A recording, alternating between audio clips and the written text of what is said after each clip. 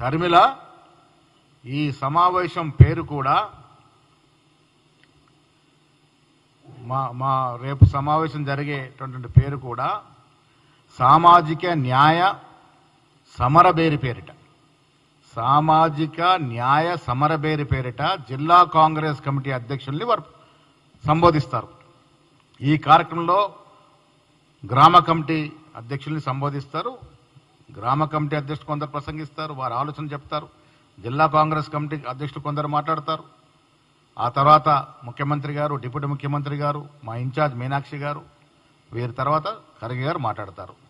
ఇది ఈ దేశంలోనే మొట్టమొదటిసారిగా మేము గ్రామ కమిటీ అధ్యక్షుల్ని పిలిచి ఏఐసిసి అధ్యక్షుల ద్వారా సందేశం ఇప్పిస్తున్నటువంటి కార్యక్రమం.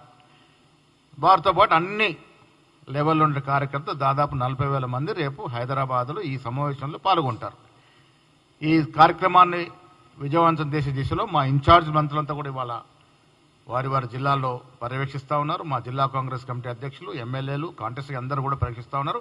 ప్రతి కాన్స్టిట్యున్సీకి 500 మంది మా క్యాడర్ రేపు హైదరాబాద్కు వస్తూ ఉన్నారు. ఇది రేపటి కార్యక్రమం. ఇంకా విచిత్రం ఏంటంటే కవిత గారు ఇవాళ ఏదో లేటరు సంధిస్తున్నట్టు నేను ఏదో పేపర్లో చూస్తూ ఉన్నాను, లేఖ రాశారు.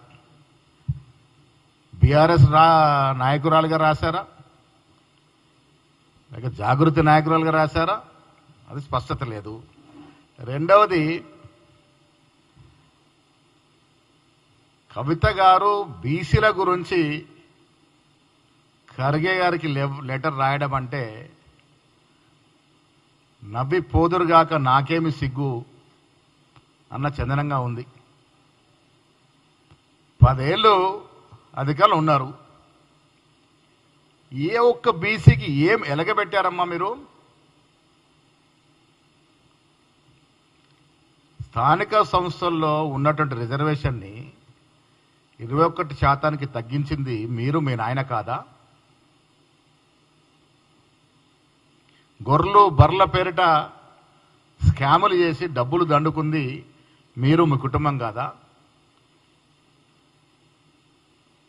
10 ఏళ్ళు అధికారులు ఉన్నప్పుడు నువ్వు ఎంపీగా ఉన్నావు, ఎమ్మెల్సీగా ఉన్నావు, జాగృతి అధ్యక్షురాలుగా ఉన్నావు. మీ ద్వారా నేను వారిని అడుగుతాను, ఒక్క ప్రెస్ కట్టింగ్ కానీ ఒక వీడియో కానీ చూపించగలుగుతారా ఆవిడ బీసీల గురించి మాట్లాడినట్టు మాట? మీ ద్వారా వారికి ఛాలెంజ్ చేస్తాం. ఒక్క ప్రెస్ క్లిప్పింగ్ ఆనాడు ఆవిడ కవిత గారు ఎంపీగా, జాగృతి అధ్యక్షురాలుగా, తర్వాత ఎమ్మెల్సీగా ఉండి బీసీల గురించి ఏదైనా ఒక మాట మాట్లాడినారా మీరు? ఇవాళ బీసీల గురించి రాజకీయ శూన్యంలో ఉన్నటువంటి కవిత గారు వారి మనుగడ కోసము, వారి అన్నతో ఉన్న ఆస్తి తగాదా నుంచి బయటపడేందుకు, ఆస్తి పంపకాలు వాటా తెగక ఆవిడ ఉనికి కాపాడుకోవడానికి బీసీల జపమెత్తుకుంది తప్ప ఆవిడ బీసీల కోసం చేసిందేమీ లేదు. ఆవిడ గారికి బీసీల గురించి మాట్లాడే అర్హత లేదు.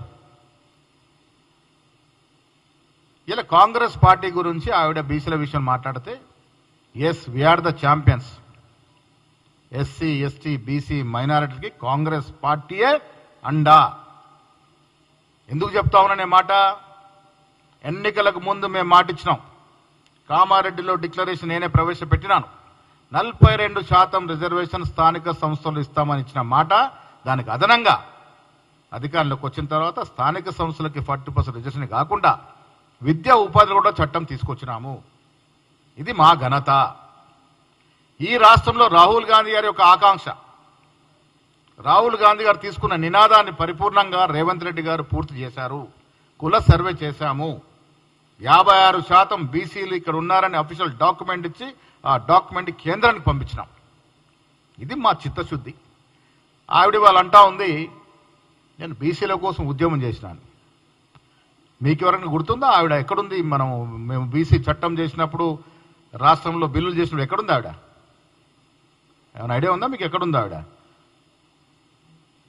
లిక్కర్ రాణి గారు జైల్లో ఊకలు లెక్కబెడతా కూర్చుంది. మేము కాంగ్రెస్ పార్టీ బీసీల కోసం వాగ్దానం చేసిన రోజున మేము కాంగ్రెస్ పార్టీ బీసీల కోసం డ్రాఫ్ట్లు చేసి రిజల్యూషన్ చేసిన రోజున ఇక్కడ ఉద్యమం చేసి ఇక్కడ ఉద్యమం చేసింది జైల్లో చేసిందా? బీసీల కోసం తప్పించి ఉద్యమం చేసింది ఏ జైల్లో చేసిందో నాకు అర్థం అవ్వట్లేదు. ఎక్కడ చేసావా నువ్వు ఉద్యమం? అసలు టీఆర్ఎస్ నాయకులకు కానీ మీకు కానీ బీసీల గురించి మాట్లాడే అర్హత హక్కు లేదు. ఎందుకంటే 10 ఏళ్ళు మీరు బీసీలు అడుగడును ముంచారు. ఎంతమంది బీసీ నిరుద్యోగులు ప్రాణాలు అర్పించినారు, ఉద్యోగాలు రాక చనిపోయినారు. ఆ పాపం ఆ ఉసురు తెలియదు కదా మీరు అధికారం నుంచి దిగిపోయినారు. ఎన్ని ఉద్యోగాలు ఇచ్చారు మీరు? ఇదే నిరుద్యోగులు అడ్డం పెట్టుకుని ఉద్యోగం చేసి ఇలా నిరుద్యోగులు ప్రాణాలు అర్పించి వారి కుటుంబాలు రోడ్డున పెడితే 10 ఏళ్ళు అధికారంలో ఉండి 50,000 ఉద్యోగాలు ఇలాంటి పరిస్థితి మీకు. మీరు ఉద్యోగాలు ఇస్తే ఎంతమంది బీసీలకి న్యాయం జరిగేది? అది ఇవ్వరు. ఇలా మేము చట్టం చేసి పార్లమెంటుకి పంపినాము, కేంద్రానికి పంపినాము. బీజేపీ నాయకులు దీని మీద మాట్లాడరు, దీని మీద స్పందించరు.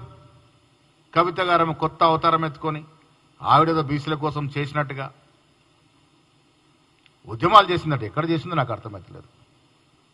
అంటే ఒక మహిళ ఉండి మొత్తం రాష్ట్రంలో 2014 నుంచి 2018 వరకు క్యాబినెట్లో ఒక మహిళ లేకుంటే ఆనాడు మాట్లాడే చాతకాని నువ్వు ఒక సాటి మహిళల గురించి ఎప్పుడైనా గలమెత్తినవా? ఇవాళ బీసీల గురించి మహిళల గురించి ఆమె కొత్త ఆవిడ దుకాణం జాగృతి నడుపుకోవడానికి కోసం ఏదో బీసీల గురించి మాట్లాడదంటే నమ్మే పరిస్థితి రాష్ట్రంలో బీసీలు లేరు. టీఆర్ఎస్ నాయకులు ఏది చెప్పినా ఇవాళ హరీష్ రావు గారు బాగా మాట్లాడుతారు బనకచర్ల గురించి.